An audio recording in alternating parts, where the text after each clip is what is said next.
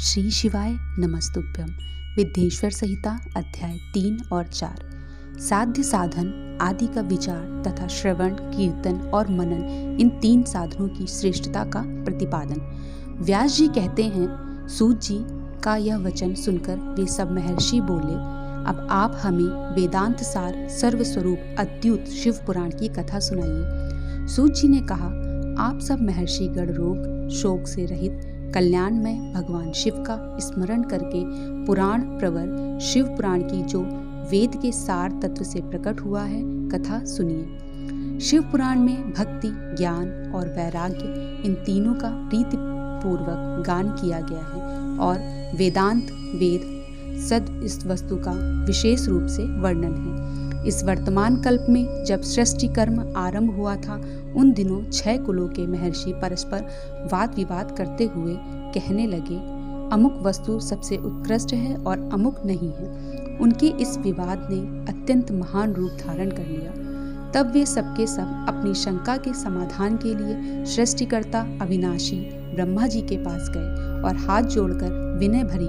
वाणी से बोले, प्रभु आप संपूर्ण जगत को धारण पोषण करने वाले तथा समस्त कारणों के भी कारण हैं। हम यह जानना चाहते हैं कि संपूर्ण तत्व से परे परात्पर पुराण पुरुष कौन है।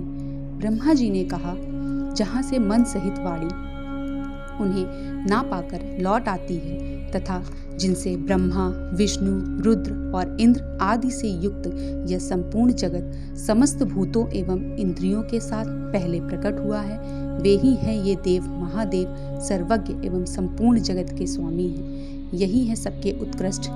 भक्ति से भी इनका साक्षात्कार होता है, दूसरे किसी उपाय से कहीं नहीं इनका दर्शन होता। रुद्र, हरि, हर तथा अन्य देवेश्वर सदा उत्तम भक्ति भाव से उनका दर्शन करना चाहते हैं। भगवान शिव में भक्ति होने से मनुष्य संसार बंधन से मुक्त हो जाता है। देवताओं के कृपा प्रसाद से उनमें भक्ति होती है और भक्ति से देवता का कृपा प्रसाद प्राप्त होता है। ठीक उसी तरह जैसे यहाँ अंकुर से बीज और बीज से अंकुर पैदा होता है, इसलिए तुम सब ब्रह्म ऋषि भगवान शंकर का कृपा प्रसाद प्राप्त करने के लिए भूतल पर जाकर वहाँ सहस्त्रों वर्षों तक चालू रहने वाले एक विशाल यज्ञ का आयोजन करो।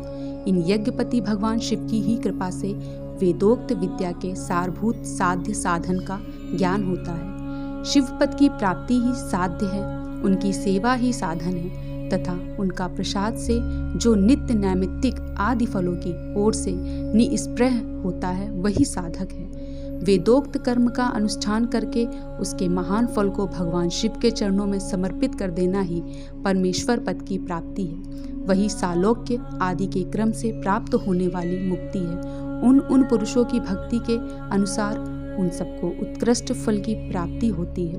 उस भक्ति के साधन अनेक प्रकार के जिनका साक्षात महेश्वर ने ही प्रतिपादन किया है, उनमें से सारभूत साधन को संक्षिप्त करके मैं बता रहा हूँ। कान से भगवान के नाम, गुण और लीलाओं का श्रवण, वाणी द्वारा उनका कीर्तन तथा मन के द्वारा उनका मनन, इन तीनों को महान साधन कहा गया है। तात्पर्य यह है कि महेश्वर का श्रवण, कीर्तन और मनन करना चाहिए। यह श्रुति का वाक्य हम सबके लिए प्रमाणभूत है। इसी साधन से संपूर्ण मनोरथों की सिद्धि में लगे हुए आप लोग परम साध्य को प्राप्त हो।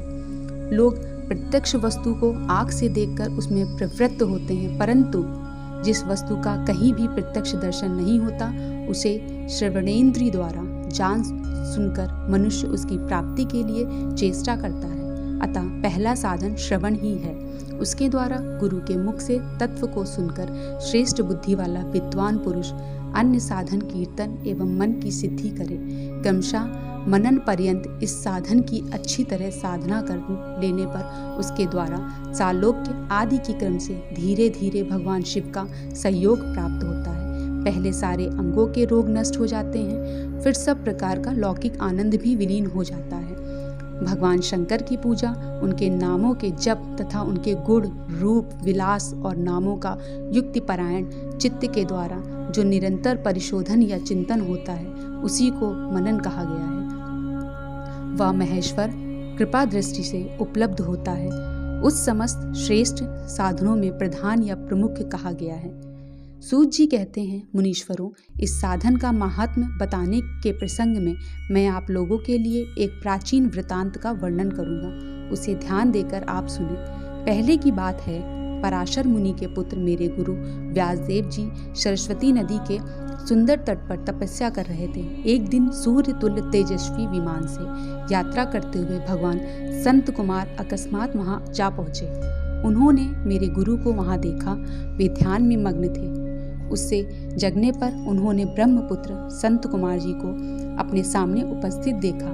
देखकर वे बड़े वेग से उठे और उनके चरणों में प्रणाम करके मुनि ने उन्हें अर्घ दिया और देवताओं के बैठने योग्य आसन भी अर्पित किया। तब प्रसन्न हुए भगवान संत कुमार विनीत भाव से खड़े हुए व्यास जी से गंभीर वाणी में बोले, मुनि, तुम सत्य वस्तु का चिंतन करो। वह सत्य पदार्थ भगवान शिव ही हैं, जो तुम्हारे साक्षात्कार के विषय में होंगे। भगवान शंकर का श्रवण, कीर्तन, मनन, ये तीनों महत्तर साधन कहे गए हैं। ये तीनों ही वेद सम्मत हैं। पूर्व काल में दूसरे साधनों के संभ्रम से पढ़कर घूमता घामता मंदराचल पर जा पहुंचा और वहां तपस्या करने लगा। तदंतर महेश्वर शिव की आज्ञा से भगवान नंदीकेश्वर वहां आए।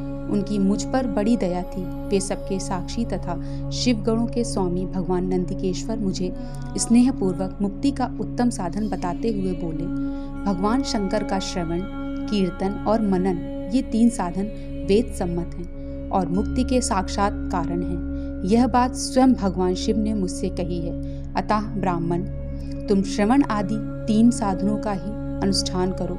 व्यास जी से बारंबार ऐसा कहकर अनुगामियों सहित ब्रह्मपुत्र संत कुमार परम सुंदर ब्रह्मधाम को चले गए। इस प्रकार पूर्व काल के इस उत्तम वृतांत का मैंने संक्षेप में वर्णन किया।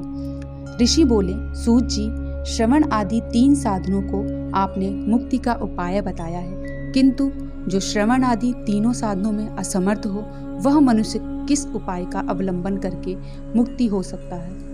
किस साधन भूत कर्म के द्वारा बिना यत्न के ही मोक्ष मिल सकता है?